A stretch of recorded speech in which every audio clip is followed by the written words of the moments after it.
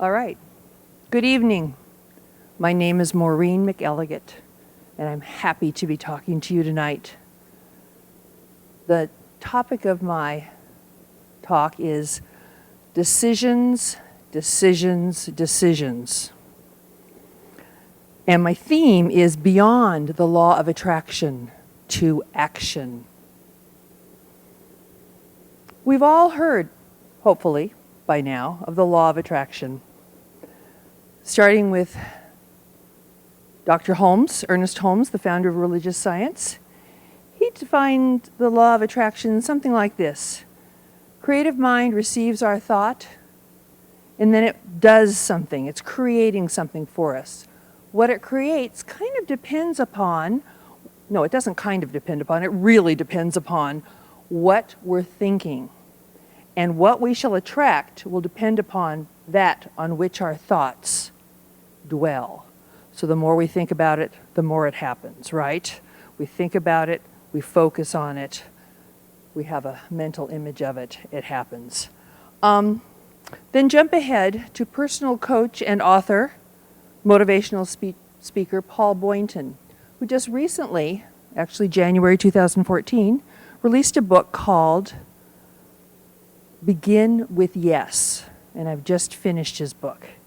And he talks about the law of attraction being a principle centered on the belief that thoughts and feelings are energy and that like attracts like.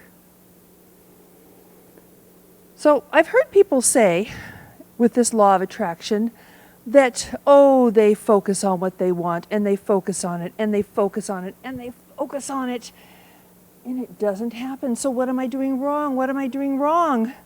And I say, I don't know.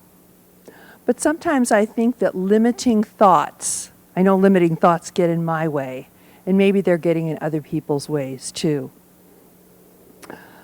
And also there's the negative use of the law of attraction. That's the worrying use. That's my use sometimes. Well, I'm letting go of it. That's the, oh no, oh no, oh no, I have to give a talk. Oh no, something's going to go wrong. Oh, somebody ripped my shirt. Oh no, oh no, oh no, I'm nervous. Oh no, oh no. Okay, no. Whew. Let go of that one. I'm not going to be there. I'm not going to focus on that. I'm fine. So, I know that I'm limitless because God is limitless. And I want to stop putting limits on my desires. Stop putting the brakes on. Push the gas pedal and go. Minister, teacher, and author Raymond Charles Barker wrote in The Power of Decision back in the 1960s, "You are the unlimited creation of an unlimited source that is forever giving you its unlimited ideas and its unlimited potentiality." Is that enough unlimited for you? Is that enough limitless for you? I'm there. So I have to ask myself, do I really know what I want? Do I really think I can have it? And that's where sometimes I think the buck stops. I think big. But then there's this little voice inside me that says, no, you can't have that. What makes you think you can have that? And that keeps it from happening. And that's my limiting belief. Do I think I can deserve it? Well, you betcha. Okay. Decisions, decisions, decisions. So now I'm going to jump forward to this law of action.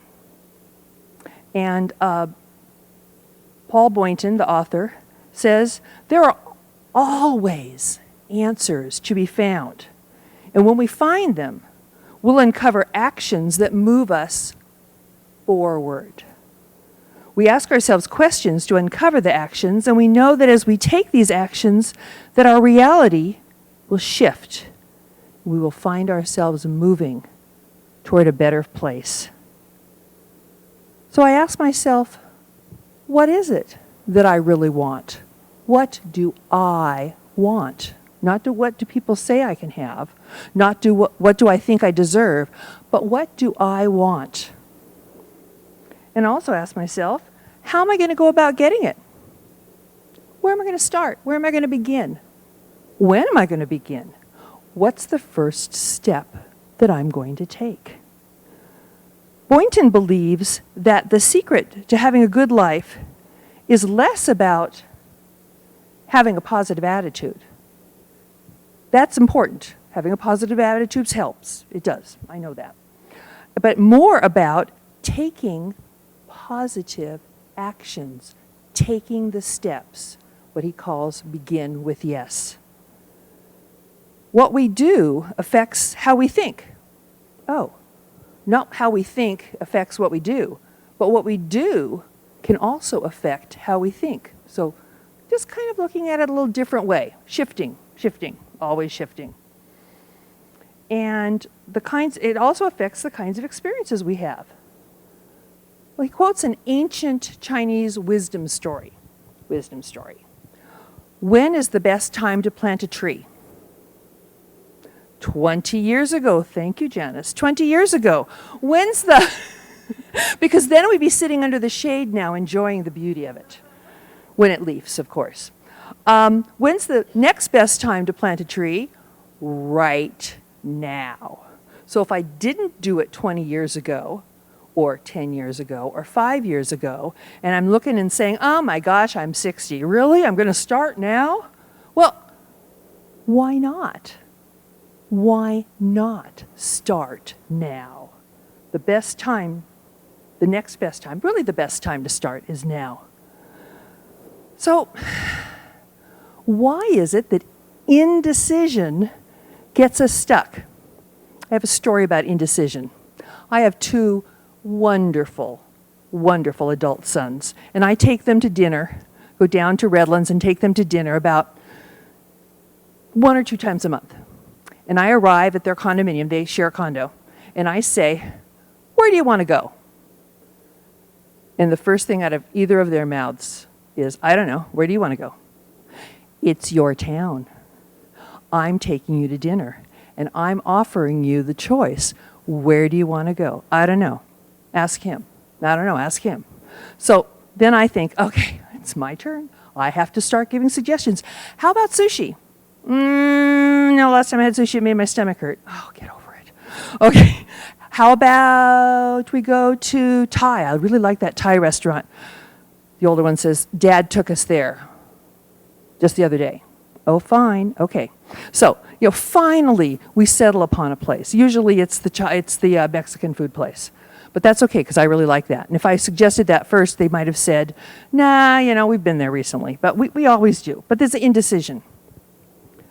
My real favorite story about indecision is going to a meal, out to dinner with a group. The larger the group, the better. Imagine going to lunch after service with your spiritual community. You sit down, the waiter passes out the menus, you look for a while, what are you having? I don't know, what are you having? I don't know, what are you having? What's good here? The waiter comes, what's good here? What's good here? You start to order. I always know what I want. I'm very decisive, so I say da-da-da-da-da-da. And then the next person goes, I don't know, pass. Wait, go to the next person. I'll figure it out. And, back and forth and back and forth. And then there's the person that says, I guess I'll have what I always have. Oh, really? How limiting. Maybe it's the best thing on the menu, but really, how limiting. So, that's indecision. That's indecision. I like decision. Wrong decisions? Have I jumped into a decision ever and later lived to regret it? I've had a few of those. Yes, we all have. But we call them major life lessons.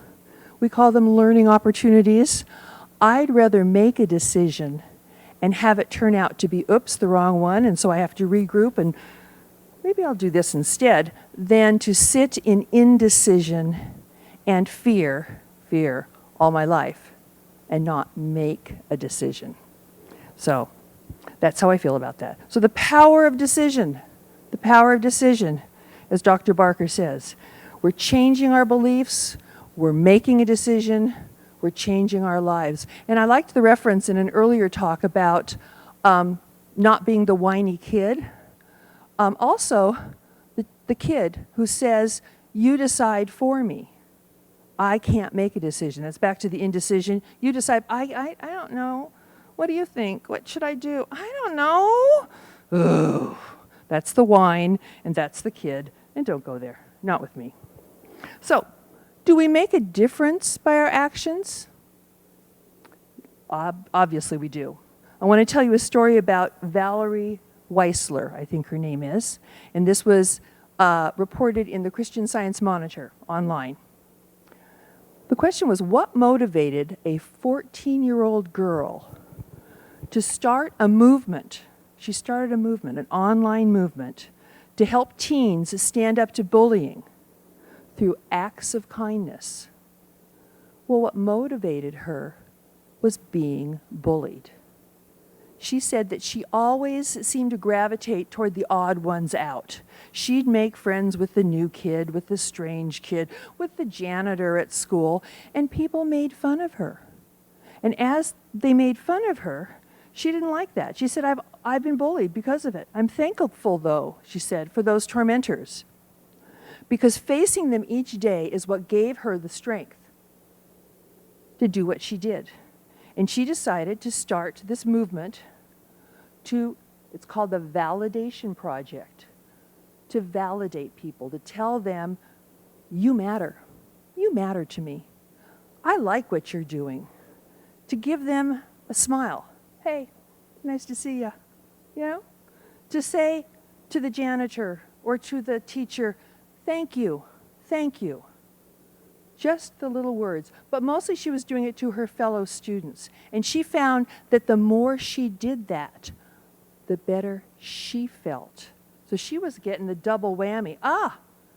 I notice that when somebody validates me, I feel better. But I feel even better when I tell somebody else, good job.